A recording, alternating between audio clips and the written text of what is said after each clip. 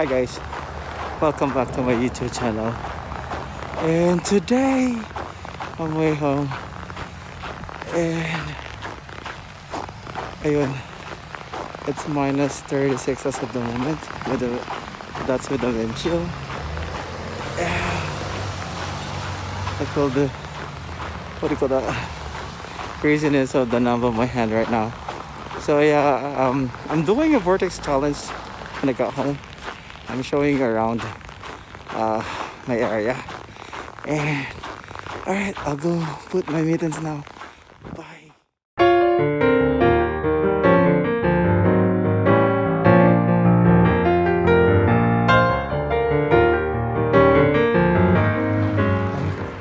And right now it's 3 in the afternoon here in Calgary, Alberta, Canada. And yeah, look at my surroundings. It's crazy cold and freezing as of the moment. So, give me a sec.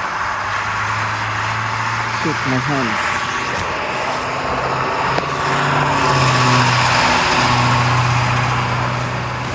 So yeah, I'll show you later the, what do you call this? The polar vortex challenge that we're talking about. Hopefully you could hear me. And yeah, see you around. Hi guys, Romel Edullantes here. Welcome back to my YouTube channel. Today I'm going to do a polar vortex challenge again. Last year I did this. I'm going to show you first the one that I did, and then ayun, kita nyo, it's boiling. This is like literally 180 degrees boiled. Tama ba ako? I don't know, basta nag-boiled lang siya. Yun na yun. And I'm going to throw this on the air. And makikita nyo yung hot water magiging ice. Right now, currently minus 36 with the wind chill here in Calgary, Alberta, Canada. So, ayun.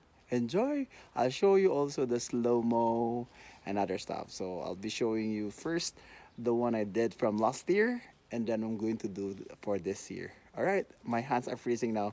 Anyway, see ya.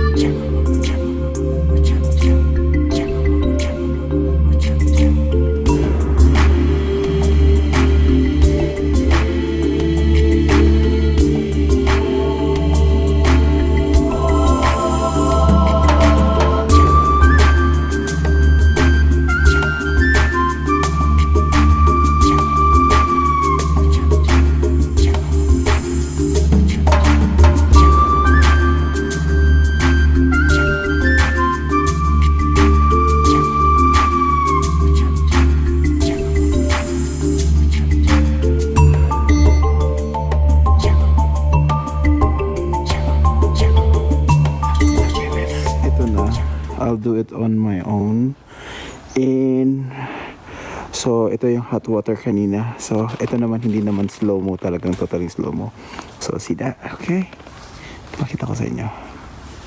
Ready? 1, 2. Ayun guys, hope you like it.